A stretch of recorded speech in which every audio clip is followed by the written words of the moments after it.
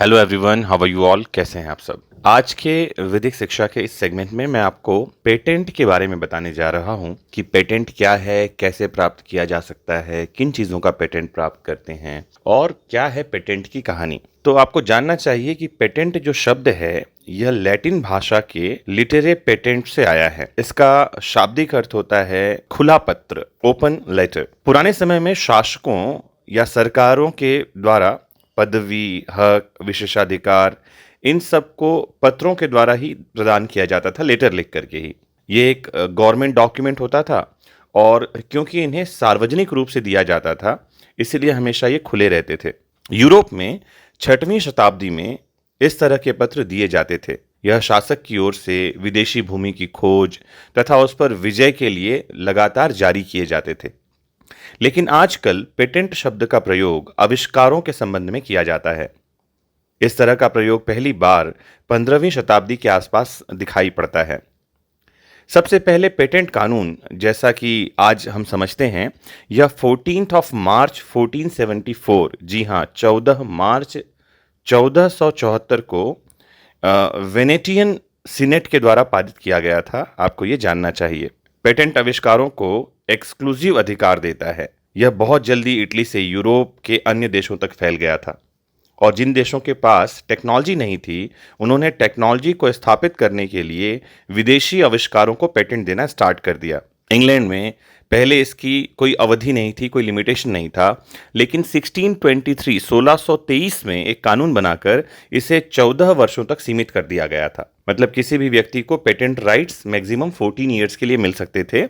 अब ये 20 साल हो गया है। आपको जानना चाहिए, वर्ल्ड वाइड, पूरी दुनिया भर में ही ये 20 ईयर्स मैक्सिमम हो सकता है। अमेरिका के संविधान के आर्टिकल 1 सब आर्टिकल 8 के अंतर्गत अमेरिकी कांग्रेस को विज्ञान और कलाओं की प्रगति के लिए कानून बनाने का अधिकार प्राप्त है और इसके तहत कांग्रेस ने 1790 में पहला पेटेंट कानून बनाया था। फ्रांस ने इसके अगले साल में पेटेंट कानून बनाया 1791 में, और 19वीं शताब्दी के अंत तक अनेक देशों ने पेटेंट कानून बना लिया था। भारत की बात करें तो भारत ने पहला जो पेटेंट कानून बनाया ये 1856 में बनाया था। जी हाँ, 25 फरवरी 1856, 25 फरवरी 1856 का वो दिन था जब गवर्नर जनरल की अनुमति जो है पेटेंट कानून को मिला। लेकिन आपको पता चलना चाहिए, जानकारी होनी चाहिए कि एक साल बाद यानी 1857 में, 1857 में एक कानून बनाकर इस कानून को खारिज कर दिया गया। और उसके पीछे कारण ये था कि इस कानून को मतलब बनाने के पहले इंग्लैंड के महारानी की मंजूरी नहीं ली गई थी। उस समय नियम ये था कि पहले क्वीन की मंजूरी होगी, उसके बाद ही कोई कानून बनाया जाएगा। पेटेंट से संबंधित पहला कानून भारत को मिला 1859 में, जिसे बाद में 1888 में इन्वेंशंस एंड डिज़ाइन एक्ट के द्वारा प्रतिस्थापित कर दिया गया।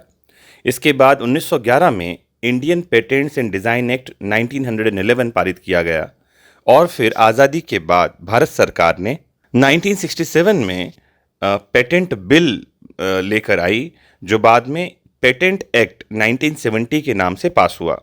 ध्यान रखिए, अभी जो हमारा जो कानून लागू है पेटेंट से संबंधित, वो है पेटेंट एक्ट 1970। तो आपको ये भी पता होना चाहिए कि हर देश का अपना एक पेटेंट कानून होता है। आमतौर पर आविष्कारों को प्रत्येक देश में पेटेंट के लिए आवेदन देना आवश्यक है। अगर कोई आविष्कार किया जाता है तो उसको पेटेंट करवाना होता है, तभी वह आपके नाम से जाना जाएगा। हर देश में अलग अलग आवेदन पत्र देना कठिन है। इस प्रक्रिया को आसान बनाने के लिए कुछ अंतर्राष्ट्रीय प्रयास भी किए गए हैं। इनमें से पहला प्रयास international convention for the protection of industrial property था, जिसे 1883 में पेरिस में अपनाया गया। पेटेंट दो तरह का होता है। एक होता है प्रोडक्ट पेटेंट, जिसे कहते हैं उत्पाद पर पेटेंट, और दूसरा होता है प्रोसेस पेटेंट, जिसे कहते हैं प्रक्रिया का पेटेंट। प्रोडक्ट पेटेंट क्या है, तो इसे ठीक से समझिए कि जब कोई व्यक्ति या संस्था कोई प्रोडक्ट बनाती है और आपने उसका अगर पेटेंट ले लिया है तो उस प्रोडक्ट का कोई नकल नहीं कर सकता। जी हाँ, अगर कोई वैसा का वैसा दूसरा प्रोडक्ट बनाता है तो ये आपके इंटेलेक्चुअल प्रॉपर्टी राइट, बौद्धिक संपदा अधिकार का हनन है, जिसके लिए कानूनी कार्यवाही की जा सकती है। तो यह अंतर जो है उत्पाद की पैकिंग, नाम, रंग, आकार, स्वाद, इनमें से किसी भी चीज़ का हो सकता है। यही रीज़न है कि आपने बाज़ार में कोई एक सामान देखा होगा, जैसे आपने नहाने का साबुन देखा हो, तो सेम डिज़ाइन और कलर का दूसरा साबुन नहीं होता। या टूथपेस्ट देखा हो तो सेम डिज़ाइन, कलर, स्वाद का दूसरा टूथपेस्ट नहीं होता, कुछ अंतर उसमें दिखाई पड़ते हैं। तो ये है प्रोडक्ट पेटेंट।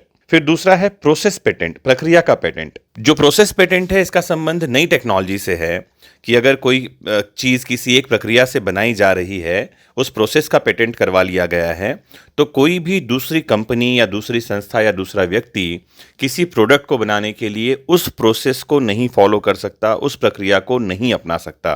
तो आपको ये जानना चाहिए। तो पेटेंट कैसे प्राप्त करते हैं, मैं शॉर्टकट में आपको ये भी समझा दूं। तो हर देश में अपना एक पेटेंट कार्यालय है।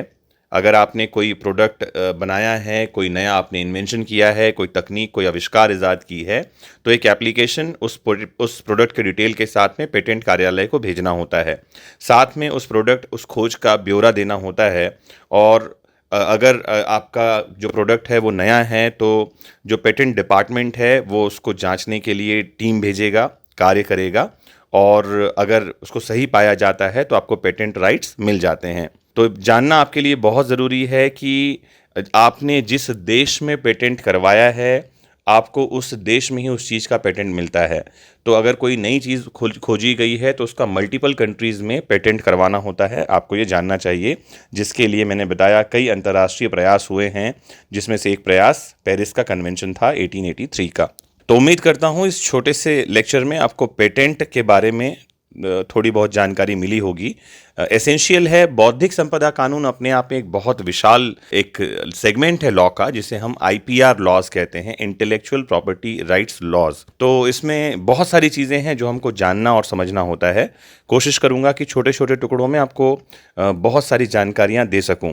ज़रूर बताइएगा आज का ये लेक्चर कैसा लगा आपको, कमेंट में। बहुत इंपॉर्टेंट है, जुड़े रहिए आपके फेवरेट प्लेटफॉर्म वैदिक शिक्षा से। Have a nice time, take care, जल्दी ही मिलते हैं, बाय बाय।